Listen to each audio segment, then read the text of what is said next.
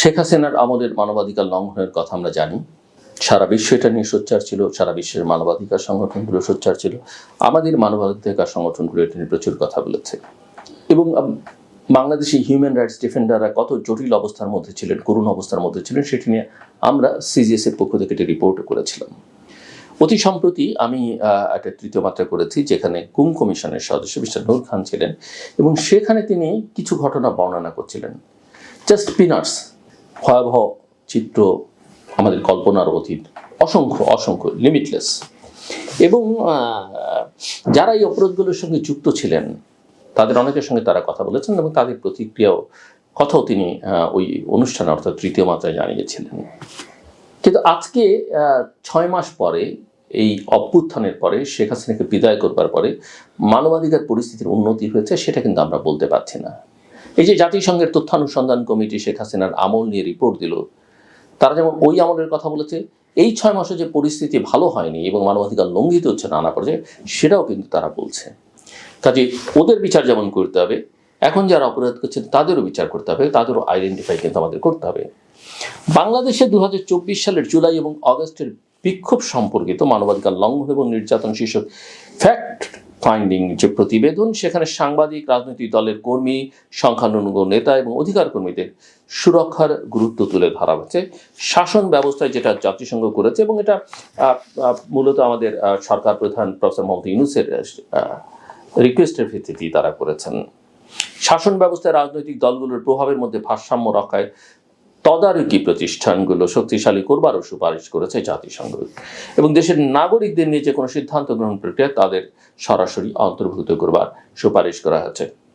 এই কথা বলতে বলতে আমি বোধহয় কয়েক হাজারবার বলেছি আমার অনুষ্ঠানে, ব্লগে, লেখায়, যে বাংলাদেশকে একটা অন্তর্ভুক্তিমূলক রাষ্ট্র করতে হবে।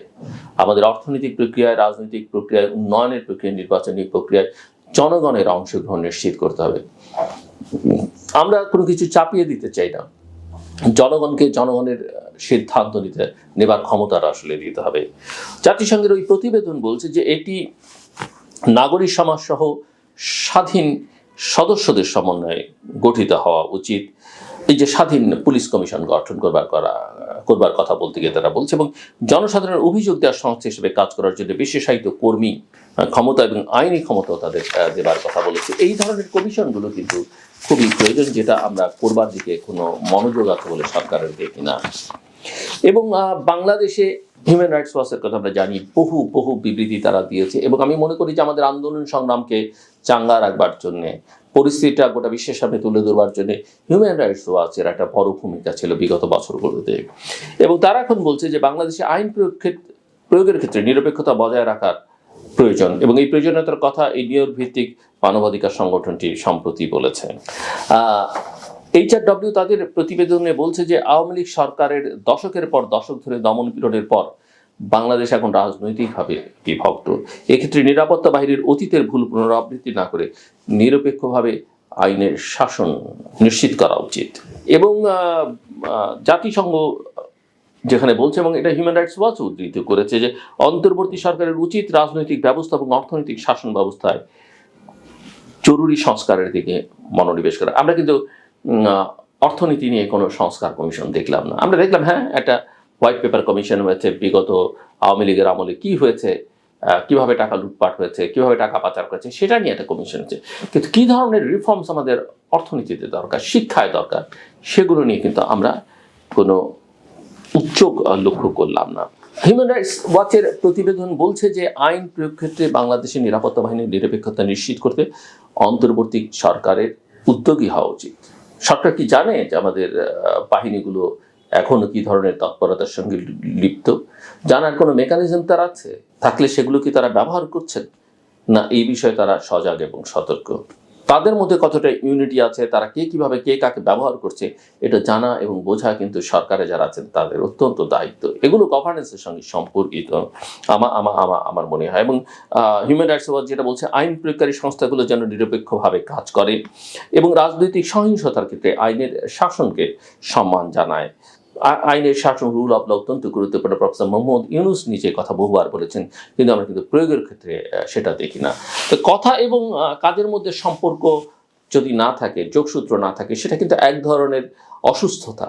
এটাকে বিশ্বখ্যাত মনোবিজ্ঞানী লিও ফেস্টিঞ্জার বলেছেন। তার একটা বিখ্যাত তত্ত্ব আছে, থিওরি আছে, থিওরি অফ কগনিটিভ ডিসঅনেন্স, অর্থাৎ অনুভূতির অসামঞ্জস্যতা। আপনি যখন চিন্তা একটা করবেন, কাজ আর একটা করবেন, মুখে বলবেন একটা, কাজ আর একটা করবেন, এগুলোকে আমরা নানাভাবে দেখি, লোকটা ভালো নয়, এটা, কিন্তু লিও ফেস্টিঞ্জার দেখাচ্ছেন বা বলছেন যে এগুলো আসলে এক ধরনের মানসিক অসুস্থতা, মানসিক রোগ, এর চিকিৎসা প্রয়োজন।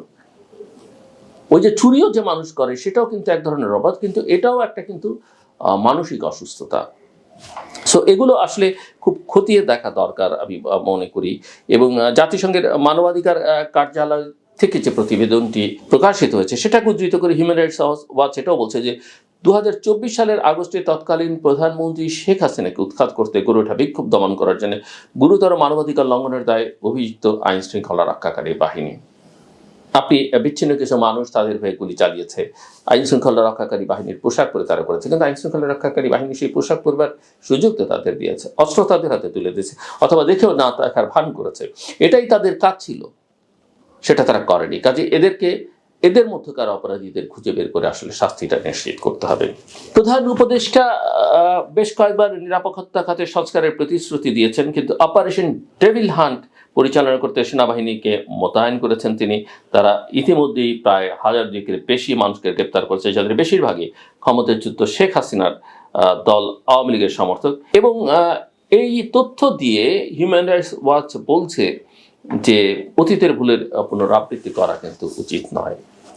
সো আমরা যেটা বলছি যে জাতিসংঘের প্রতিবেদনে যেটা দেখা গেছে যে বিচার বহির্ভূত হত্যাকাণ্ড, নির্বিচারে গুলি করা, গণগ্রেপ্তার এবং নির্যাতনের সঙ্গে জড়িত ছিল বিগত সরকার। বিশেষ করে 1 জুলাই থেকে 15 আগস্টের মধ্যে 1400 জনকে হত্যা করেছে। বাংলাদেশে সরকারের হিসেবে 836 জন, খুবই আনফর্চুনেট এটা আমি মনে করি। এবং জাতিসংঘ বলছে যে এদের বেশিরভাগই নিহত হচ্ছে নিরাপত্তা বাহিনীর গুলিতে। প্রতিবেদনটিতে যে বিষয়টি তুলে ধরা হচ্ছে তার নিরসনে জবাবদিহিতা এবং ন্যায় বিচার প্রতিষ্ঠা অত্যন্ত জরুরি। আমরা কিন্তু সেখানে সেরকম কোনো লক্ষণ দেখছি না। ইতিমধ্যে আইন উপদেষ্টা আপনারা লক্ষ্য করবেন বলেছেন যে 3-4টি মামলা অক্টোবরের মধ্যে শেষ হয়ে যাবে। আপনি নির্বাচন যদি ডিসেম্বরে করতে চান তাহলে 3-4টি মামলা দিয়ে আপনি কতজনকে আটকাতে পারবেন? আমি বলছি না যে দ্রুত বিচারের মাধ্যমে আপনি ন্যায় বিচার থেকে দূরে সরে যান, কিন্তু এত কথা, এত বাগাড়ম্বর আপনারা করলেন, কাজের কাজ তো একটাও ঠিক মতো করতে পারলেন না পারলেন আহতদের সুচিকিৎসা দিতে, না পারলেন কারা মারা গেছে তাদের সংখ্যাটা নির্ধারণ করতে, না পারলেন সেই সব পরিবারের পাশে দাঁড়াতে, না পারলেন জন আকাঙ্ক্ষাকে সম্মান দিতে। পারলেন কি 15-16 বছর যারা কষ্ট করেছে, নির্যাতন নিপীড়ন সহ্য করেছে, আন্দোলন সংগ্রাম বারবার দাঁড় করাবার চেষ্টা করছে, তাদেরকে হেয় করবার একটা প্রক্রিয়ার মধ্যে আপনারা ঢুকে পড়লেন। আর নিজেদের আখের গোছাবার, নিজেদের স্বপ্ন বাস্তবায়ন, কিভাবে দীর্ঘকাল ক্ষমতায় থাকা যাবে, কিভাবে একটা রাজনৈতিক দল করা যাবে, এইসব প্রক্রিয়ার মধ্যে আপনি সারা দেশের কোটি কোটি কোমলমতি ছাত্রদের নাম ব্যবহার করে কিছু কিছু ছাত্রকে আশকারা দিয়ে আপনি সারা দেশে একটা ভয়ের রাজত্ব তৈরি করেছেন। ছাত্রলীগ যা করতো, আজকে সমন্বয়ক নামে গজিয়ে ওঠা কতিপয় ছাত্র বা ছাত্র নামধারী যুবক একই কাজ করছে, একই কাজ। কথা বলেন সারা দেশের ব্যবসায়ীদের সঙ্গে, ভয় অনেক কিছু বলতে চাইবে না। শেখ হাসিনার আমল এরকম ভয় তারা কথা বলেনি, বরং তেল দিয়েছে, তাল দিয়েছে আর তোষণ করেছে, বাধ্য করা হয়েছে তাদেরকে। আজকে ওই একই অবস্থা। আপনি স্বাভাবিক অবস্থা ফিরিয়ে আনবার মতো কোনো আস্থা তৈরি করতে পারছেন না। আর তাই আমি বারবার বলি, পারলে করেন, না পারলে ছেড়ে দেন। আপনারা যত বড়ই হন না কেন, দেশে বিশ্বে পৃথিবী জুড়ে, কিন্তু ভাবতে হবে যে আপনাদের হাতে দেশের 20 কোটি মানুষের ভাগ্য জড়িত। 20 কোটি মানুষ, 1 জন 2 জন 3 জন 4 জন 5 জন নয়। আপনি 20 কোটি মানুষের বা অফিসিয়ালি 17 কোটি মানুষের জীবন নিয়ে ছিনিমিনি খেলতে পারেন না, কোনো অধিকার আপনাদের নেই। এবং মনে রাখবেন, অতীতের অপরাধের বিচার করবার যে কথা যখন আমরা দাবি করছি, আপনারা করবেন বলছেন, আপনারা অপরাধ করলে আপনাদেরকে কেউ ভবিষ্যতে ছাড় দেবে না। সবাই আপনাদের লক্ষ্য করছে, সবাই ক্ষমতায় যাবেন, ক্ষমতার কেন্দ্রবিন্দুতে যাবেন, উপরে উঠবেন, মানুষ আপনাদেরকে লক্ষ্য করবে। এবং সব কথা শেষ কথা, গোটা পৃথিবী লক্ষ্য করছে। যেমন জাতিসংঘ, হিউম্যান রাইটস ওয়াচ, এরকম অসংখ্য সংগঠন সারা পৃথিবীতে ছড়িয়ে আছে, তারা আপনাদের দিকে নজর রেখেছে। আমার কথা শুনবার জন্য অসংখ্য ধন্যবাদ। আপনাদের সবার জন্য